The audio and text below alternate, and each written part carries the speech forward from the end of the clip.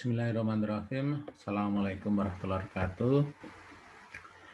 Selamat bertemu kembali pada Mas Mbak yang diantara kesibukannya masih mau belajar bersama untuk menggali pengetahuan, meningkatkan kompetensi diri. Pada kuliah kali ini melanjutkan kuliah sebelumnya, kita akan membahas mengenai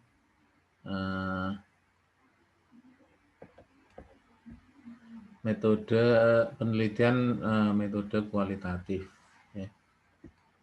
Ya. Oke. Ini pada kuliah ini diambil dari beberapa sumber, nanti bisa dibaca ini ya. Jadi dari untuk pendalaman, kalau pengen kurang dalam silahkan, ini dari materinya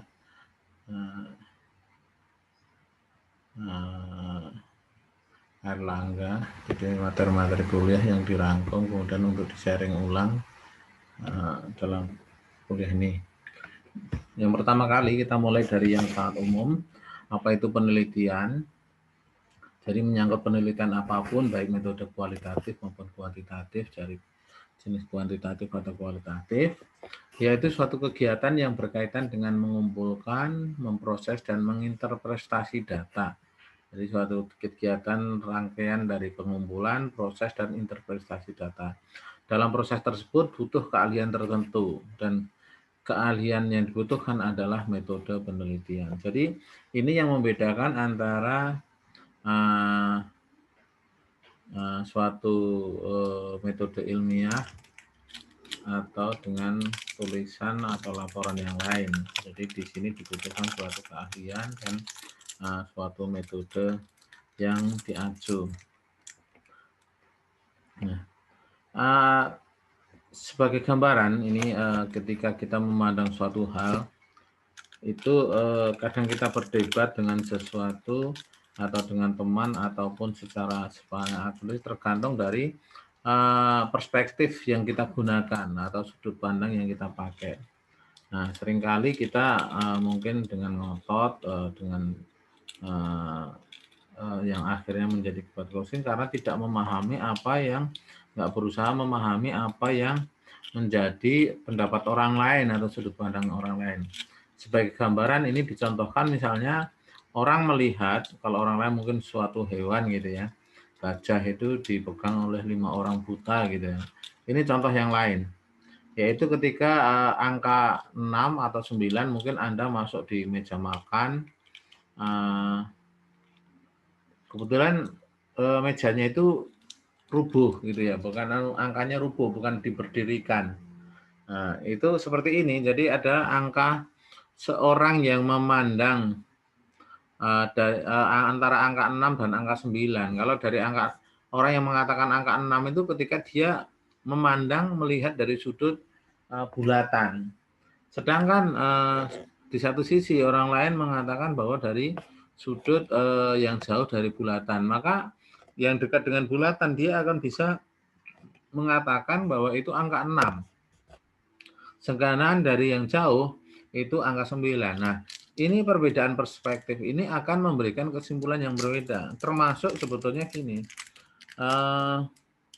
seorang pemimpin, seorang manajer, seorang leader itu harus memiliki kapabilitas dan wawasan atau literasi yang luas. Karena kalau hanya literasinya terbatas, itu seringkali keputusannya itu jadi salah.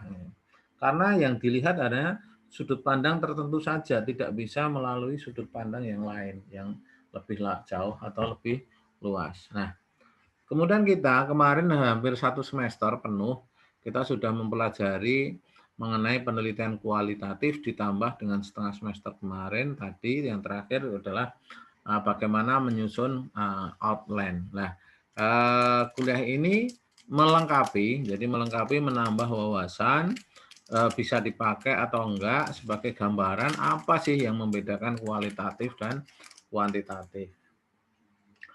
Secara sederhana, kalau penelitian kualitatif itu kalau kita gambarkan itu adalah kalau sumber air itu adalah sumur, sedangkan kuantitatif itu adalah danau. Jadi kalau kualitatif itu adalah kedalaman, ya. Sedangkan kalau yang kuantitatif itu adalah generalisasi atau sifatnya yang umum. Jadi kalau kualitatif itu dalam satu titik itu kan dibikin dalam, sedangkan kalau danau itu lebih ke arah ya mungkin tidak terlalu dalam tapi luas kayak gitu.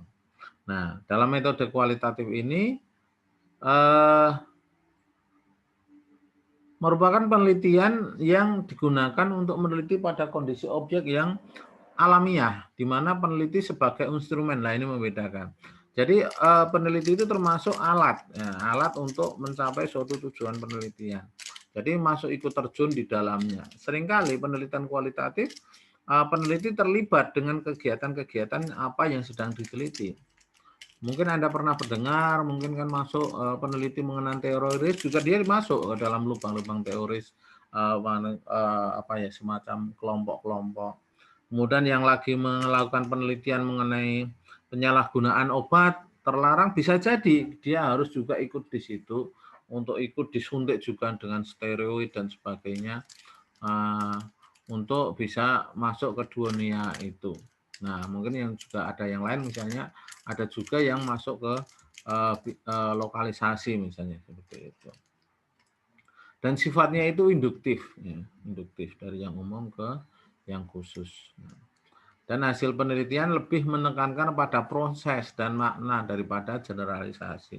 Jadi di situ adalah proses itu sangat penting di kualitatif, bagaimana tahapannya, kemudian bisa menceritakan ulang apa yang telah terjadi dan dialami oleh informan. Penelitian kualitatif juga bisa diberikan pengertian bahwa observasi secara langsung dalam perspektif subjek. Jadi mencoba kita terjun dengan sudut pandang dan memahami apa yang disampaikan oleh informan. Ya. Kemudian mendeskripsikan secara mendalam atas setiap setting. Jadi setiap setting itu diceritakan sangat detail, sangat mendalam dan supaya orang yang tidak hadir di situ bisa memahami dan merasakan seakan-akan sebagaimana memiliki panca indera yang sama, ya, dengan perasaan yang sama, dengan rasa yang sama. Kemudian memahami tindakan dan makna dalam konteks sosial mereka. Jadi benar-benar itu peneliti itu seakan-akan ikut terlibat, ikut merasakan budaya, rasa pahit, mungkin ingin menceritakan seseorang yang digusur kayak seperti itu. Bagaimana kenapa seseorang sampai terjerumus pada narkoba dan sebagainya. Mesti kan ada banyak-banyak faktor yang mungkin ditemukan dari situ. Kemudian di sini menekankan waktu dan proses. Bukan semata-mata hasil akhir yang general gitu, bukan, tapi waktu dan prosesnya ditekankan secara intens. Kemudian rancangan penelitian lebih terbuka dan relatif tidak struktur. Jadi masih sangat terbuka karena kita tidak tahu di dalamnya seperti apa, maka dalam perancangan itu masih sifatnya luas gitu ya. Makanya disebut nanti induktif. Nah, kemudian preferensi pada setting alami sebagai sumber data primer. Jadi biasanya ini adalah sumber-sumbernya data primer karena peneliti secara intens masuk ke dalam. Kemudian setiap fenomena dalam suatu penelitian memerlukan deskripsi kultural tentang makna fenomena pada partisipan. Ya. Kenapa nanti di sini disebut partisipan, itu ada perbedaannya. Kemudian penggunaan metodologinya induktif yang menghindari pengujian hipotesis yang prematur. Jadi dalam kualitatif itu adalah mencoba untuk merumuskan hipotesis atau menemukan hipotesis, berbeda dengan kuantitatif di mana di situ adalah menguji hipotesis. Ya, itu perbedaannya. Kemudian ada beberapa kelebihan dalam penelitian kualitatif. Yang pertama, ya, itu adanya pemahaman makna, di mana seorang peneliti dalam kualitatif itu bisa memahami seseorang itu responden atau informan itu bagaimana kognisinya, afeksinya, intensinya. Ini nggak mungkin ditemukan dalam penelitian kuantitatif karena di situ hanya ditanyakan dalam bentuk mungkin pertanyaan-pertanyaan tertutup di situ yang jawaban-jawabannya udah disediakan. Dan itu menyeluruh, jadi kita nggak bisa membedakan ini siapa, ini bagaimana, ini tidak. Kalau seperti ini, seseorang yang mewawancari akan memahami, seseorang ini sebetulnya cerdas, memiliki kejelian dan sebagainya. Kemudian dari situ juga akan kelihatan gejala sosial dari perspektif responden. Jadi sudut pandang dia itu mengarah seperti apa, gitu kan? Mengarah ke mana? Misalnya ada suatu kejadian kecelakaan atau mungkin perselisihan atau perang suku, dari situ dia akan kelihatan. Dari informasi-informasi yang diberikan itu sebetulnya sudut pandangnya dia mengarah kemana, pembenaran kemana, gitu. Pemahaman ini bisa didapat dari ekspresi verbal. Jadi apa yang diucapkan, raut muka. Jadi tadi saya sampaikan kalau sudah seperti ini itu bukan semata-mata kata-kata, tapi juga rasa-rasa yang lain. Nah, di situ tentunya peneliti itu bisa menerjemahkan dari raut muka, kemudian dari gerak tubuh. Dari situ akan mungkin kesedihan, kegembiraan ketika antusiasme ketika memberikan informasi mengenai gejala sosial yang ada di situ. Kemudian pemahaman konteks. Pada penelitian kualitatif, sebuah gejala sosial dilihat dalam sebuah konteks yang menyeluruh. Artinya dalam sebuah penelitian kualitatif, semua yang berkaitan dengan gejala sosial harus diperhatikan. Sehingga gejala di sini atau pemahaman di sini harus bersifat komprehensif sesuai dengan konteks keberadaannya. Kemudian yang ketiga itu adalah kelebihannya. Yang ketiga adalah adanya identifikasi fenomena dan pengaruh yang tidak terduga. Jadi nanti bisa jadi ketika kita melakukan penelitian kualitatif itu ada temuan-temuan baru, temuan-temuan baru ya, yang mengarah pada gejala sosial yang di poin 2 tadi. Dan dari pertemuan baru itu akan mengembangkan atau mencoba membuat hubungan-hubungan antara berbagai hal. Konteks realitas sosial yang menjadi fokus perhatiannya. Sebenarnya ini bisa juga dengan digambarkan dengan salah satu model dinamik Venn-Sim gitu ya. Yang hubungannya pada saat persiapan penelitian tidak terpikirkan. Jadi kadang di situ ada informasi baru yang sebetulnya awalnya itu dalam kerangka pemikirannya belum muncul. Kemudian yang keempat itu muncul teori basis data, yaitu penelitian yang membangun suatu teori-teori yang atas dasar pengumpulan data yang diperoleh di lapangan. Itu mungkin kita bisa mengembangkan sesuatu hal yang seperti itu. Kemudian yang berikutnya adalah pemahaman proses, berbeda dengan penelitian kuantitatif. Penelitian kualitatif memungkinkan peneliti untuk melihat proses dari gejala sosial. Jadi yang kalau kuantitatif itu biar kata yang penting angka disebar kembali dalam keadaan terisi itu bisa dikerjakan. Dan bisa ditabulasikan, dikumpulkan dengan sampel-sampel yang lain. Nah, kalau di sini peneliti harus betul-betul memahami proses yang ada. Kemudian yang keenam itu lebih fleksibel pelaksanaan pengumpulan datanya.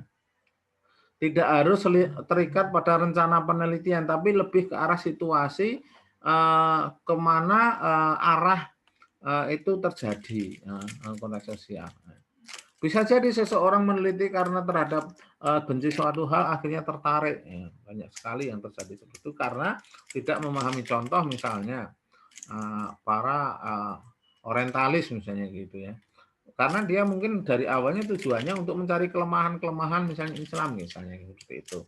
Nah, pada akhirnya karena setelah memahami Quran seperti apa, budaya Timur Tengah seperti apa dan hal-hal misalnya kenapa ada hukum cambuk, kenapa ada hukum potong tangan, akhirnya bisa jadi mereka memahami dan akan merubah situasinya seperti itu. Kemudian ada beberapa kelemahan mengenai penelitian kualitatif. Yang pertama itu susah membuat generalisasi karena konteksnya terus berubah dan berbeda-beda, konteks sesuai kontekstual. Jadi berbeda kalau Anda memiliki responden atau apa sampel yang banyak, kemudian dari situ karena jawabannya membuat pola, kemudian Anda tarik suatu kesimpulan yang disesuaikan dengan hipotesis yang ada. Kalau ini enggak, ini kan sebetulnya tiap orang kan jawabannya sangat bebas. Jadi bisa jadi cara menggunakan istilahnya pun berbeda. Yang kedua, pengujian reliabilitas dan validitasnya itu lebih sulit karena menyangkut nanti adalah suatu triangulasi yang melibatkan mungkin ada hal-hal yang sifatnya menyangkut kepekaan. Kalau di sini, kalau di kuantitatif itu diuji dengan instrumen-instrumen yang sebetulnya sudah ada dengan alat analisis yang sifatnya statistik yang melibatkan perasaan responden. Yang ketiga, membutuhkan waktu penelitian yang relatif panjang. Kenapa seperti itu?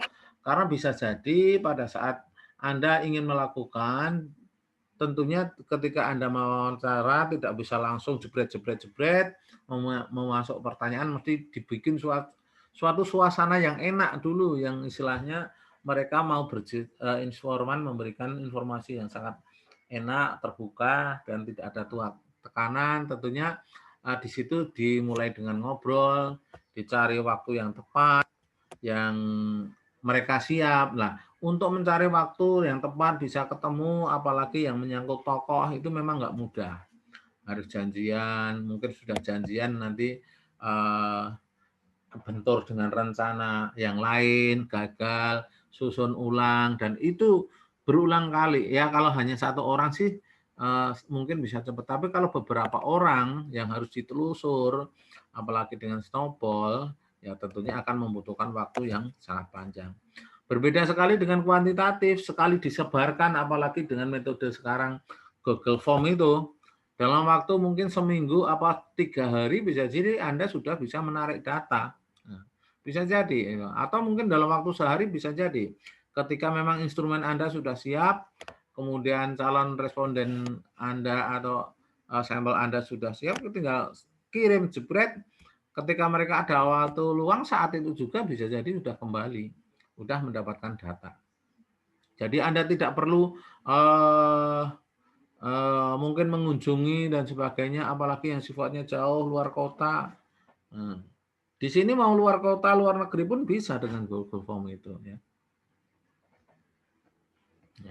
Kemudian pelaksanaan penelitian relatif lebih sulit karena peneliti harus berada di dalam setting gejala dulu yang butuh waktu relatif panjang, penyesuaian gitu bisa diterima untuk mengungkap. Coba aja misalnya Anda ingin meneliti mungkin pergaulan bebas di remaja gitu, atau mungkin menyangkut dengan tadi masalah teroris, mesti kan mereka berhati-hati banget. Apa iya ini peneliti itu bukan polisi, misalnya yang lagi menyelidiki sesuatu, seperti itu. Kemudian tidak bisa menggunakan program komputer, jadi memang lebih susah, walaupun ada beberapa software, misalnya Atlas TE, kemudian apa itu ya, Novo ya, apa itu mungkin ya ada, saya sendiri belum begitu paham dengan itu. Namun demikian tetap instrumen manusia peneliti itu adalah yang paling menentukan. Kemudian ada beberapa kemungkinan untuk penggabungan metode kuantitatif dan kualitatif. Jadi gini,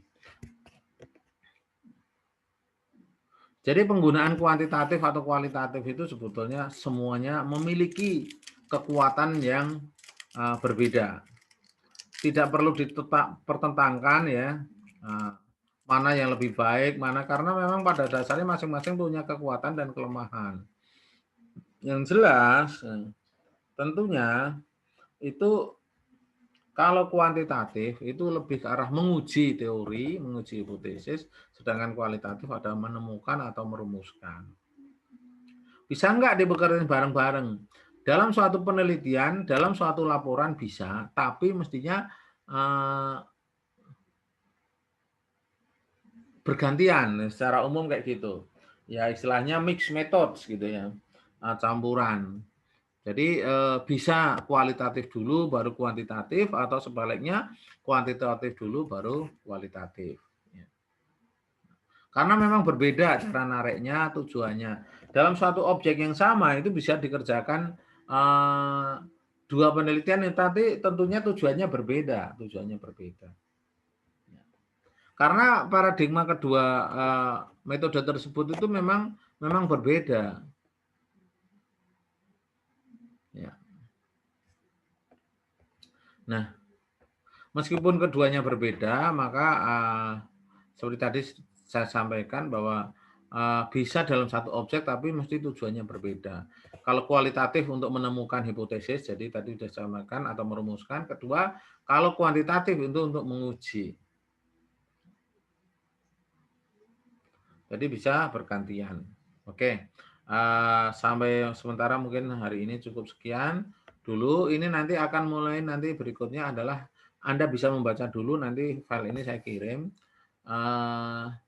mengenai karakteristik metode kuantitatif dan kualitatif. Bedanya apa saja? Sebetulnya di dalam ini dan seterusnya. Nanti kita bicarakan pada kuliah berikutnya.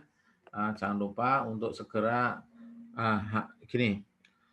Saya berharap supaya tidak mengganggu UTS Anda. Jadi nanti tugas proposal itu dikumpulkan karena UTS-nya tanggal berapa ya? Jadi dikumpulkan paling lambat tanggal 10 Januari, gitu aja. Atau ini tanggal berapa? Sebentar tak lihat deh. Ini hari apa ya? Ini hari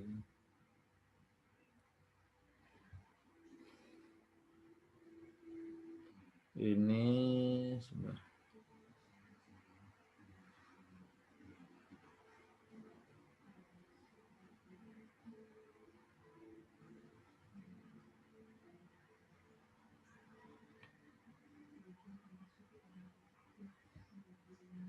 Ini kan tanggal 29, berarti 2 minggu lagi.